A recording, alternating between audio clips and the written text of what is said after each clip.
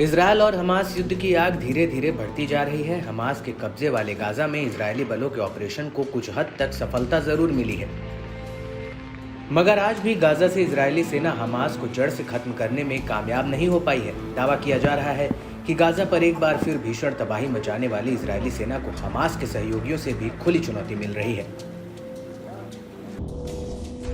Gaza के रण में Hamas का साथ देने के लिए ईरान समर्थित चरमपंथी संगठन इजरायल टूट पड़े हैं। चारों ओर से घिरी इजरायली डिफेंस फोर्स कई इलाकों पर से अपना नियंत्रण खोती जा रही है।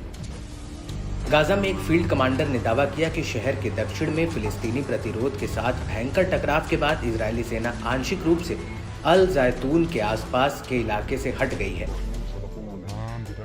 अल मयादीन की खबर के मुताबिक पिछले 2 दिनों में प्रतिरोध ने मोर्टार गोले और एंटी आर्मर मिसाइलों का इस्तेमाल कर अल जैतून क्लिनिक के आसपास तैनात इजरायली सैनिकों पर हमला किया। लड़ाकों के जबरदस्त घात लगाकर हुए हमले से इजरायल को बहुत बड़ा नुकसान पहुंचा है।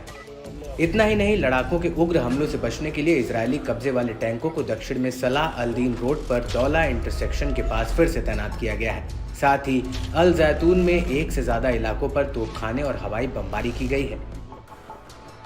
मध्य गाजा में दीर अल बलाह में अल मदारिस स्ट्रीट के आसपास के इलाके में सबसे ज्यादा तबाही देखी गई। इससे पहले फिलिस्तीनी प्रतिरोध दक्षिण पूर्व गाजा में अल जैतून के मध्य और दक्षिणी हिस्सों में इजरायली सेनाओं के साथ भीषण जंग में फंसा हुआ था।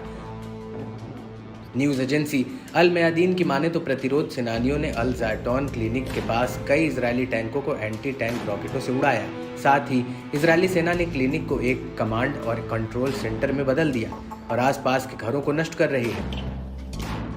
इजरायली बलों ने अल जैतून के उत्तर तक पहुंचने के लिए खासकर अल हुर्रिया स्कूल और सलाह अल दीन मस्जिद के आसपास अपने तोपखाने की गोलीबारी का दायरा बढ़ा दिया है। नतीजा ये हुआ कि अल जैतून के अधिकतर इलाकों में लोगों ने अपने घर बार छोड़ने का सिलसिला शुरू कर दिया है, जो कई घरों पर इजरायली बमबारी और 12 फिलिस्तीनियों की जान जाने के बाद हुआ है। हमास के कसम ब्रिगेड ने पिछले कुछ दिनों में अल जैतून में इजरायली सैनिकों के खिलाफ कई अभियानों की घोषणा की। अल-अक्सा शहीद ब्रिगेड, फिलिस्तीनी इस्लामिक जिहाद यानी PIJ के कुद्स ब्रिगेड और मुजाहिदीन आंदोलन के मुजाहिदीन ब्रिगेड समेत कई अन्य गुट लड़ाई में शामिल थे। हालांकि तेल अवीव ने उन रिपोर्टों को स्वीकार नहीं किया है कि सेना अल जैतून से हट गई है।